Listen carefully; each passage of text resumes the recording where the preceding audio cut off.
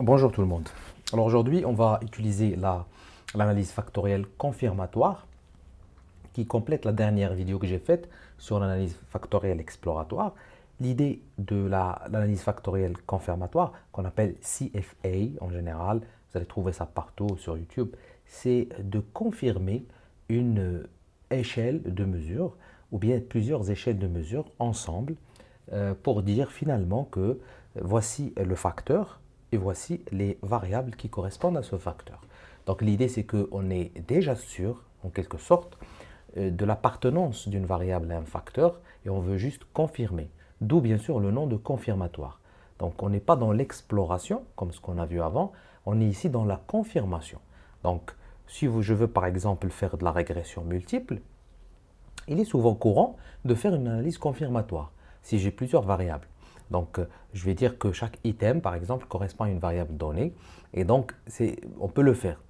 Surtout, on le fait lorsqu'on on va utiliser, lorsqu'on va utiliser le, attendez, je vais ramener juste le curseur. Très bien. Lorsqu'on va utiliser SIM, donc lorsqu'on veut utiliser SIM, les équations structurelles, on va toujours bien sûr utiliser une analyse factorielle confirmatoire avant de faire SIM. Et c'est tout à fait normal pour dire chaque facteur, voici les variables qui correspondent à ce facteur. Donc je vais utiliser une base de données sur laquelle on travaille ensemble avec plusieurs collègues et on a plusieurs variables. Et pour confirmer certaines échelles, nous avons déjà collecté ces données et nous leur avons donné un nom. Par exemple, nous avons le bien-être, par exemple, nous avons la résilience. Nous avons plusieurs variables sur cette base de données, mais on va se baser uniquement sur bien-être et résilience. Résilience, c'est là. Alors, résilience, c'est RES. Bien-être, c'est inter-WB, intra-WB. Nous avons deux types de bien-être interne et bien-être avec les autres. Et nous avons la résilience, voici résilience, donc res1, nous avons des items. Donc l'idée, c'est de dire que ces des items correspondent à un facteur, celui de la résilience. Donc on va voir, on va vérifier avec cette technique d'analyse confirmatoire, est-ce que vraiment ces items correspondent tous ensemble à un facteur donné. Donc je vais d'abord, il faut que toutes les variables soient sur des échelles. Alors ce que je vais faire, c'est que peut-être je vais aller sur... Non, attendez, je vais vérifier ça. Facteur confirmatoire, donc vous allez cliquer sur ça. Et donc, ce n'est pas nécessaire ici, d'accord? C'est pas nécessaire. Pour l'analyse exploratoire, il faut que les variables soient toutes numériques, mais ici, c'est pas grave. Donc, ce que je vais faire, c'est que voici, donc c'est vraiment très très basique, très simple. On va aller chercher les variables du bien-être, que je sais déjà correspondent à ce facteur premier. Regardez, inter 1, WB1, WB2, WB3 et 4. Je vais le mettre en un facteur. Déjà, il va me donner une petite estimation du modèle. Mais je vais rajouter les autres. Donc je vais cliquer sur le plus pour créer un deuxième facteur. Et ce deuxième facteur va correspondre à intra-bien-être que je pense, bien sûr, correspond à un deuxième facteur parce que je le sais déjà. Regardez la valeur de probabilité. Donc il se passe toujours sur un test de Ki2. La valeur de probabilité, il est significative. Ça veut dire qu'il me dit que, effectivement, ce sont ici deux facteurs différents. Voilà, votre modèle, il est significatif. Il va me donner les différentes indicateurs, c'est-à-dire les loadings de chaque facteur de chaque variable sur leur facteur. Mais je vais rajouter la résilience avant de parler de tout ça. Donc je vais cliquer sur plus et je rajoute res 1 jusqu'à 10. Les 10 items que nous avions dans cette base de données. Voilà. Donc c'est bon, je suis toujours dans une configuration qui est significative. Je vais rajouter une chose, regardez, c'est pratique sur JASP. Vous cliquez sur facteur et vous changez. Par exemple, là, je vais faire bien-être interne. D'accord? Bon, ça, c'est l'appellation que nous avons donnée à ça. Ensuite, il va changer ça automatiquement. Ça va être pratique, vous allez voir. Je vais copier et coller ça sur Word. Et donc, vraiment, votre partie résultat, elle est vraiment opérationnelle. Vous allez juste décrire, discuter les résultats. Bien-être intra, d'accord? Et ici, c'est résilience. Donc, l'idée que nous voulons ensuite tester un modèle de régression pour dire que les gens résilients au travail, ce sont des gens qui auront un bien-être. C'est ça l'idée, hein. Mais nous, on est juste ici en train de tester. On va voir ça sur SIM dans une autre vidéo. Mais on va ici uniquement configurer notre modèle pour voir est-ce qu'effectivement les différents items correspondent à leur facteur latent correspondant. Voilà. Donc là, j'ai changé les noms. Parfait. Donc c'est opérationnel ici. Je vais regarder, on a ici les loadings. On voit effectivement que les valeurs de probabilité de tous les loadings sont significatifs. On a les estimates, si vous voulez, la taille du loading, elle est là, 0,9, 0,9, 0,8, c'est parfait. Généralement, il faut que les valeurs dépassent 0,7. Tout ça, tout est bon ici. On a même les intervalles de confiance avec le minimum et le maximum dans la population. On a les variances, ça c'est intéressant. On a les variances entre les facteurs. Ça vous montre est-ce que les facteurs sont, les variances des facteurs, les covariances, c'est juste les variances. Les covariances sont intéressantes parce que ça vous montre est-ce que les variances sont corrélées de manière positive ou négative. On voit très bien que ici tous les coefficients sont positifs et qu'ils sont même significatifs dans la population, ce qui est très intéressant. Donc pour la régression qu'on va faire avec SIM, bien sûr, ça nous, si vous voulez, ça nous réconforte. On sait déjà que nous aurons probablement des résultats positifs. Les variances résiduelles, ce qui n'a pas été expliqué, si vous voulez, par rapport à ce qui a été expliqué. C'est ça ce que ça veut dire, les variances résiduelles. C'est 1 moins les variances. Donc, voilà. Je vais rajouter certaines choses. Bien sûr, les fit indices. Est-ce que ce modèle, est-ce qu'il est bon?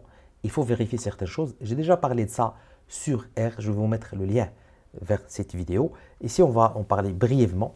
Donc, on va rajouter Additional Output. On va cliquer sur Additional Fit Measures. Ce sont les mesures qui vont nous donner les valeurs de CFI, TLI principalement. Ce sont les deux qui sont rapportés. Il faut qu'ils dépassent 0,95. On voit très très bien ici qu'elle s'approche de 1. D'ailleurs, 1 c'est le maximum, on va dire. Et donc, si on est proche de 1 et qu'on dépasse 0,95, on dit que c'est good fit. Ça veut dire que c'est un bon modèle. Mais pas que. Il faut aussi que les RMC, SRMR, si vous voulez, c'est un peu l'inverse. Ici, on cherche que la valeur soit très très élevée, proche de 1. Ici, on va chercher que la valeur soit proche de 0, parce que c'est une erreur. Voilà, error of approximation. C'est une erreur d'approximation. Et on souhaite que toujours l'erreur par rapport à la base que nous avions utilisée de départ, les données, par rapport aux données qui ont été calculées sur la base de ce modèle, on estime que l'erreur devrait être trop faible. L'idée, généralement, c'est que Ramsey, souvent rapportée, il faut qu'elle soit inférieure à 0,05. 0,1, c'est un problème. Entre 0,5 et 0,05 et 0,1, c'est pas bien. Donc 0,1 et plus, c'est problématique, mais il faut qu'elle soit inférieure à 0,05. Ici, je suis vraiment presque à la limite, d'accord? Et donc, ça montre qu'il y a peut-être un petit souci quelque part, mais en vérifiant ces valeurs ici qui sont toutes proches de 1, donc il n'y a pas vraiment de souci à se faire. Voilà, on va rajouter, on peut même rajouter les R carrés, hein, cliquez dessus, vous aurez les R carrés de toutes les variables, ce n'est pas nécessaire ici. Ce que je peux rajouter, c'est, vous pouvez rajouter le Lavan. Alors là, tout ça se base sur Lavan. Lavan, c'est un langage Latent Variable Analysis, c'est un syntaxe qui est utilisé dans différents logiciels. R fonctionne avec Lavan. Nous avons déjà vu ça. Je vais vous mettre le lien vers la vidéo. Et vous pouvez show Lavan si vous voulez, par exemple, copier et coller. Regardez, il vous donne ici. Il est très simple à comprendre. Donc, vous pouvez copier, coller tout ça et le mettre, bien sûr, sur R si vous voulez l'exploiter, si vous avez des connaissances sur R. On va rajouter plots et on va rajouter model plot quand même qui est très pratique. Avec, on va spécifier show parameters. Et là, on aura les paramètres, hein, les covariances 0,88, 0,71 que nous avions ici dans le tableau, 0,88, 0,71, regardez ici, bien-être et résilience. Et il vous met même les liens vers les différents indicateurs. Donc, ici, bon, on ne va pas toucher à ça, c'est juste comment il estime le modèle, ML, le maximum de vraisemblance, GLS, etc. Ou bien les différentes émulations de différents logiciels, M+, et QS, ce sont des logiciels statistiques.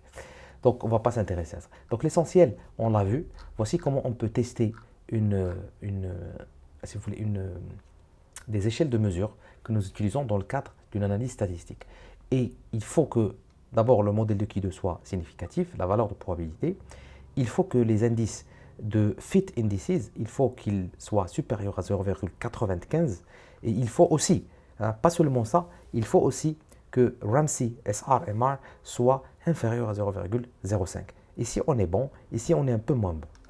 Ensuite on va vérifier les valeurs de probabilité des différents loadings et leur, bien sûr, signe et leur force.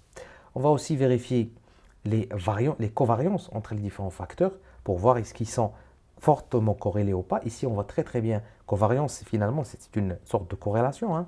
Donc, si elles sont bien positives, ça veut dire que, ou bien négatives, mais il faut qu'elles soient significatives. Et à ce moment-là, on sait très bien qu'on peut aller vers une analyse peut-être d'équation structurelle. Et voici, bien sûr, le modèle, comment on peut le rapporter. Donc tout ça, ce que je voulais juste avant de finir, ce qu'on peut faire par exemple, c'est copier ça. Regardez, on peut faire du copier et aller sur Word, comme ça, et coller ça. Regardez, et vous collez ça, c'est parfait. Donc vous avez déjà les covariances. Vous pouvez aller aussi sur le modèle lui-même, les différents indicateurs. Bon, ça, les loadings, en général, on ne les met pas. Mais par exemple, tout ce qui est Fate Indices, en général, on les rapporte entre parenthèses. Ce n'est pas aussi nécessaire. Mais on peut rapporter, par exemple, je ne sais pas, hein, le plot. On peut faire du copier sur le plot, aller sur Word et faire du coller, select, grant access. OK. Voilà. Vous avez votre modèle devant vous. Vous pouvez bien sûr zoomer dessus. Vous pouvez changer si vous voulez. L'idéal, c'est de le mettre sur HTML, que j'ai déjà expliqué au début, et ensuite changer un peu plus facilement, si vous voulez. Voilà. Donc, voici l'analyse factorielle confirmatoire sur JAS.